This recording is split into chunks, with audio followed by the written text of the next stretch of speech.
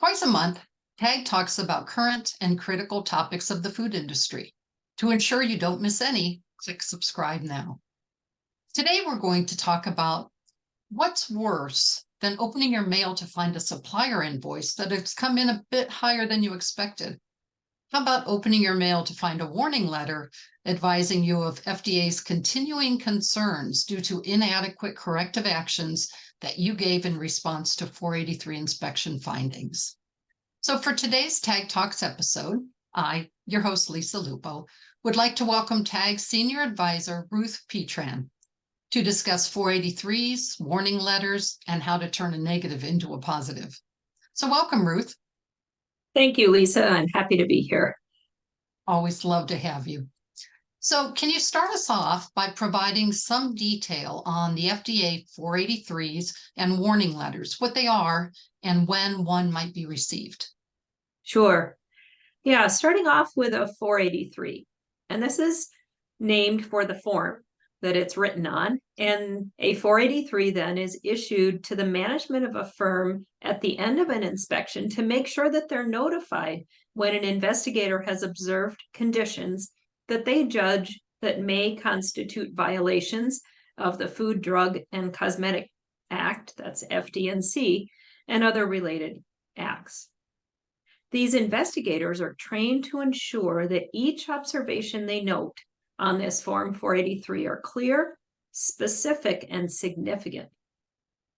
So those that are made in the investigator's judgment relate to conditions or practices that they saw that would indicate any food, drug, device, or cosmetic may have been adulterated or is being prepared, packed, or held under conditions where it could become adulterated or rendered injurious to public health.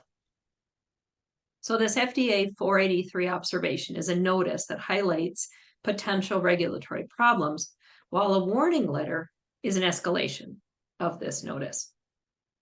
So when FDA finds that a manufacturer has significantly violated regulations, they'll issue the warning letter by notifying the manufacturer. And this letter will identify the violations, such as poor manufacturing practices. It could be a claim for what a product can do or incorrect directions for its use. The letter makes clear that the company must correct the problem and provides directions and a time frame for the company to inform the FDA of its plans for how they're correcting it. They then will check to make sure that the company's corrections are adequate. So the 483 is not necessarily intended to be an all-inclusive list of every possible deviation, but it's a report which includes these observations of questionable or objectionable or things that they saw, but they'll use this together with other information that they will pull together. And then companies are responsible to take corrective actions to address the cited objectionable conditions and any related conditions that might not have been cited, but that might exist in the firm as well. Okay. So how can a business that receives 483 citations from an inspection ensure that they are adequately corrected and don't come back in the form of a warning letter? Yeah, that's really important. And it's also key to note that this Form 83 does not constitute the final agency determination of whether that condition is in violation of the FD&C Act or other regulation.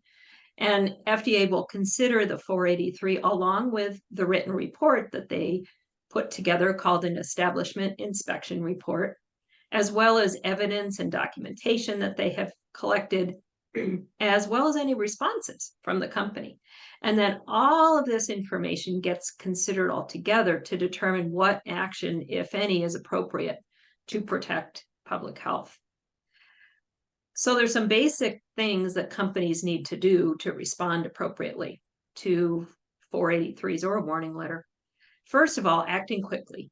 Responses are due typically within 15 days And FDA expects that there's an effort made to determine the root cause of the issues, being as specific as possible. Against these root causes, they want a corrective action plan put in place with a realistic time frame.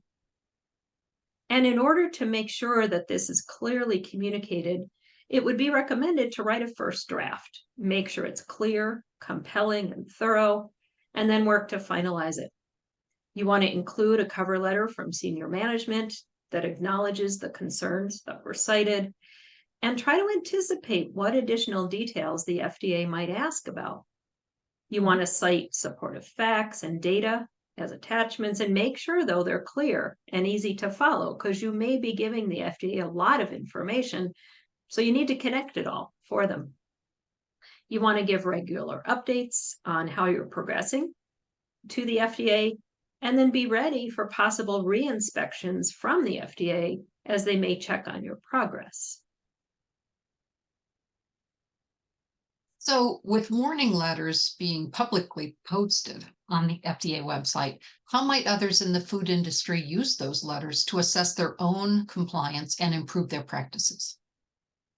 Well, I think what's really important is just to learn from others and try to avoid these same sorts of issues from occurring in your own facilities. So consistent reading of these publicly available documents can help you understand the level of the detailed scrutiny that FDA will have and the kind of concerns that are being raised. This can help firms to be ready to react appropriately if they discover similar types of issues in their firms. So I just want to highlight some examples I've seen that could be used in these ways. For example, the FDA this summer issued 3 different warning letters to infant formula manufacturers. In these, they stress the need to implement and maintain corrective actions when they detect pathogens, following root cause analysis procedures and an evaluation of cleaning and sanitizing. They also stress the importance of performing whole genome sequencing on any isolates of pathogens. And they also highlighted the need to alert the FDA when a finding of Chronobacter or Salmonella was found in a product, even if the product had not been distributed. These also can be issued for remote inspections as well. I saw a warning letter recently after a remote inspection was done of an overseas seafood processor. The FDA revealed that there were serious violations of the seafood HACCP regulations, including an incomplete hazard analysis that didn't have all the identified proper hazards, corrective actions and critical limits were deemed inadequate, and monitoring was not being done. I've also seen many issues in general related to implementation of basic GMPs, things like sanitation or pest control. We all know that if these aren't corrected, they may result in significant food safety issues that can lead to recalls, but more importantly, to consumer illness or injury and more intensive regulatory scrutiny. So promptly addressing these kinds of issues that you might have in your facilities can help you avoid these public health issues for sure, but also prevent your getting a notice from FDA of some of these things going on in your own facility. So I think it's back to learning from others and applying what you can to your own facilities. Okay. Sounds like a really great lesson there. So, Ruth, how does TAG help businesses, if they've gotten a 483 or a warning letter? Well, the Acheson Group or TAG assists company in a number of ways. Certainly from the starting point of reviewing the 483 or warning letter to determine what the best kind of response should be. And then they can help, we can help with assessing operations based on these observations to help determine what corrective actions would be most appropriate. TAG can also act as a liaison with the FDA as needed if questions arise, and can even assist in writing of the response, compiling documents together, or drafting it themselves for clients.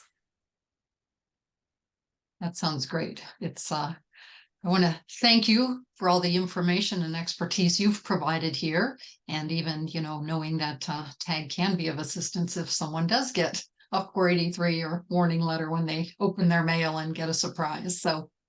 And I want to thank the viewers for once again joining TAG Talks. Don't forget to subscribe to TAG semi-monthly talks to stay current on all things food safety and public health. Thank you, and thanks again, Ruth. Thank you. Bye-bye.